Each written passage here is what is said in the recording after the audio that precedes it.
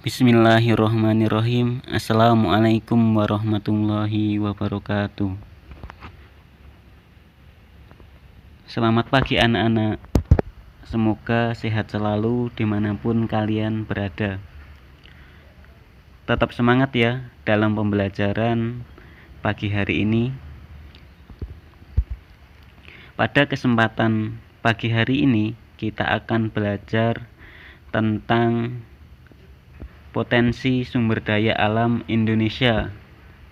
Coba kalian buka buku Mandiri halaman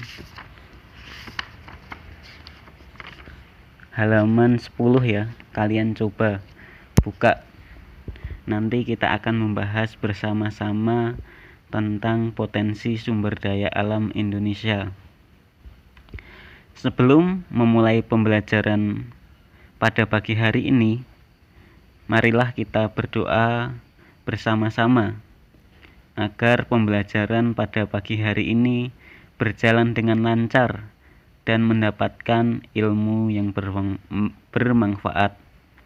Berdoa mulai.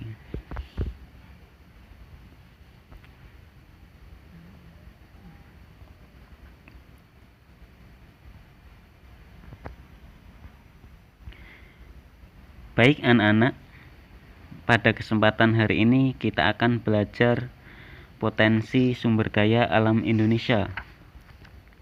Santriwan dan santriwati kelas 7 SMP IT Bina Insani, tahukah kalian berasal dari manakah bahan pakaian yang kalian pakai, kemudian makanan yang kalian makan, serta air untuk kalian mandi dan minum? Kira-kira kalian tahu dari manakah mereka itu berasal? Ya, semua itu berasal dari kekayaan alam yang ada di sekitar kita. Kekayaan alam tersebut lazimnya disebut sebagai sumber daya alam. Di Indonesia akan kaya dengan sumber daya alam. Kemudian apa sih yang dimaksud dengan sumber daya alam itu? Sumber daya alam adalah semua bahan yang ditemukan manusia di alam yang dapat memenuhi kebutuhan hidupnya. Bahan ini dapat berbentuk benda mati maupun berupa makhluk hidup. Benda mati atau makhluk hidup tersebut bisa disebut sebagai sumber daya alam karena dapat memenuhi kebutuhan hidup manusia.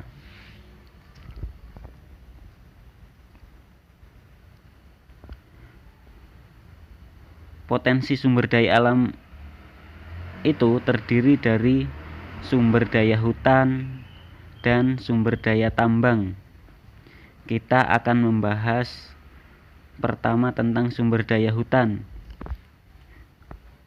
Perlu kalian ketahui bahwasannya luas hutan Indonesia mencapai 99,6 juta hektar.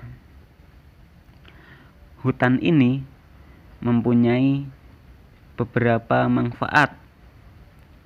Salah satunya yaitu menyimpan keanekaragaman hayati yang sangat banyak. Keanekaragaman hayati ini bisa berupa tumbuhan dan buah-buahan. Selain itu, hutan juga bermanfaat sebagai penghasil oksigen dan menyerap karbon dioksida.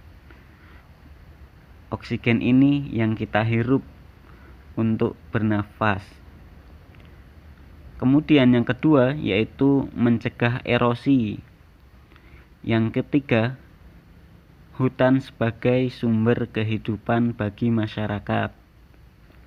Yang keempat, hujan ini berfungsi atau bermanfaat sebagai menyimpan air hujan. Selanjutnya kita akan membahas tentang sumber daya tambang. Kalian bisa perhatikan buku Mandiri halaman 15. Sumber daya tambang yang di Indonesia itu beraneka ragam. Pada kesempatan pagi hari ini kita akan membahas 5 sumber daya tambang yang ada di Indonesia. Pertama yaitu minyak bumi dan gas. Minyak bumi dan gas ini berasal dari pelapukan sisa-sisa makhluk hidup. Saat ini minyak bumi dan gas itu merupakan sumber energi utama di dunia karena banyak manfaat yang dapat diperoleh dari minyak bumi dan gas ini, baik untuk keluarga maupun untuk berbagai industri. Contoh nyatanya yaitu gas LPG. Nah, minyak bumi di Indonesia itu berasal dari berbagai daerah dan berbagai pulau. Contohnya dari Pulau Jawa, Pulau Sumatera, Pulau Kalimantan, dan Papua. Yang kedua, kita akan membahas tentang batu bara. Potensi batu bara di Indonesia itu sangat melimpah, terutama di Pulau Kalimantan dan Pulau Sumatera. Ketiga, bauksit. Ingat anak-anak, bauksit ya, bukan biskuit. Bauksit ini umumnya diolah menjadi almunia yang kemudian dijadikan menjadi logam aluminium. Nah, logam aluminium ini merupakan bahan baku utama dari berbagai macam industri, misalnya nih peralatan rumah tangga, otomotif, maupun yang lain. Yang ketiga, yang keempat, pasir besi. Pasir besi ini dimanfaatkan untuk industri logam besi dan juga dimanfaatkan sebagai semen. Penambangan pasir besi ini terdapat di Cilacap, Jawa Tengah, kemudian Sumatera, Lombok, Sumbawa, Sumba, Flores, hingga timur. Selanjutnya emas. Emas ini tentu sudah tidak asing bagi kalian gitu. Karena rata-rata sudah pernah menjumpai emas dalam bentuk perhiasan.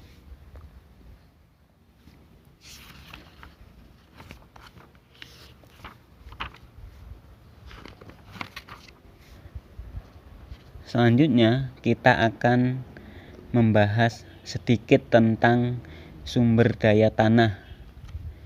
Sumber daya tanah ini bermanfaat sekali bagi kehidupan manusia. Contoh manfaat sumber daya tanah itu diantaranya yang pertama yaitu penyedia unsur hara untuk tumbuhan. Yang kedua yaitu penyedia makanan untuk biota tanah. Nah, biota tanah ini makannya dari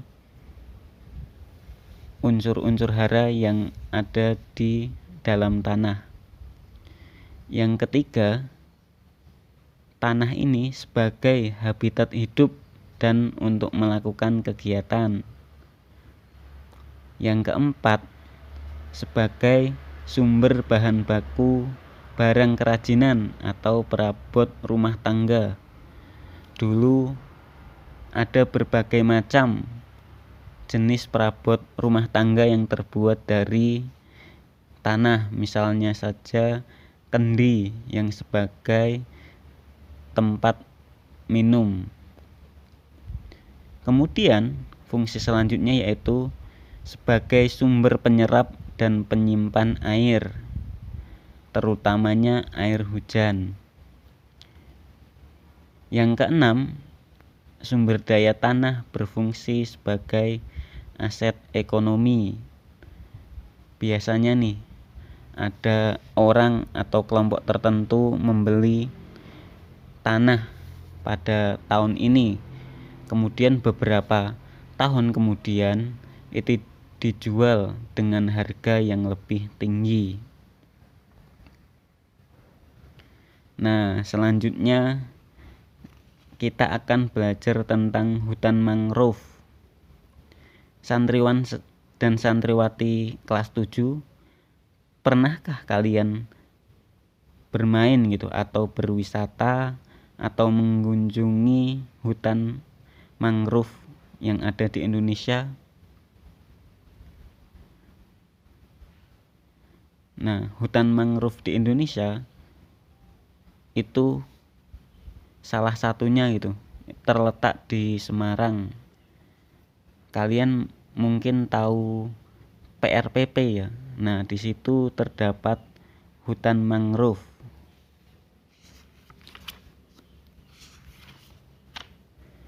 Hutan mangrove ini berfungsi, nah ini sebagai ekologis dan ekonomis. Kalau sebagai fungsi ekologisnya, melindungi pantai dari abrasi. Kemudian kalau fungsi ekonomisnya, kayu pada pohon mangrove ini dapat digunakan sebagai kayu bakar, kemudian bahan arang, dan diolah menjadi kertas. Nah, terakhir belajar tentang terumbu karang. Terumbu karang merupakan organisme yang hidup di dasar perairan laut dangkal, terutama di daerah tropis. Terumbu karang di Indonesia luasnya mencapai 60.000 km persegi. Sebagian besar berada di Indonesia bagian tengah, ya seperti di Sulawesi, Bali, dan Lombok. Fungsi dari terumbu karang antara lain yaitu rumah bagi hewan di laut. Kemudian objek wisata. Objek wisata ini misalnya kalian menyelam ke dasar laut, kemudian dapat melihat terumbu-terumbu karang yang indah.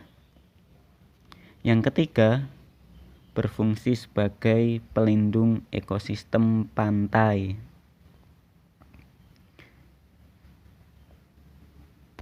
Kemudian, laut di Indonesia itu luasnya 28 juta kilometer persegi.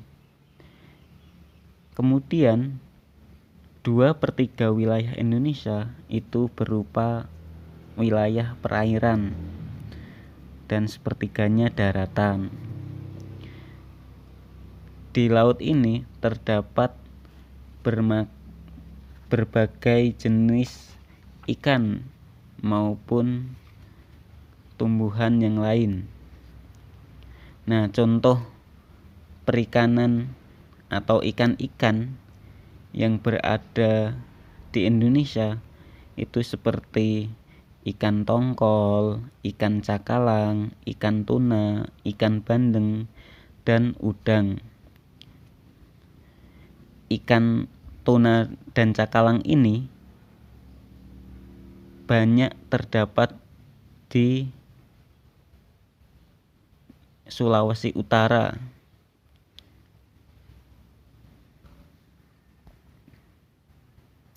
Nah, sebelum menutup pelajaran pada pagi hari ini, Ustadz pengen memberikan satu buah kuis, yaitu sebutkan manfaat sumber daya tanah bagi kehidupan manusia. Kalian dapat menjawab kuis ini di kolom komentar dengan menyertakan nama dan kelas kalian. Demikian yang dapat Ustadz sampaikan pada pertemuan pagi hari ini. Semoga dapat bertemu di lain kesempatan. Assalamualaikum warahmatullahi wabarakatuh.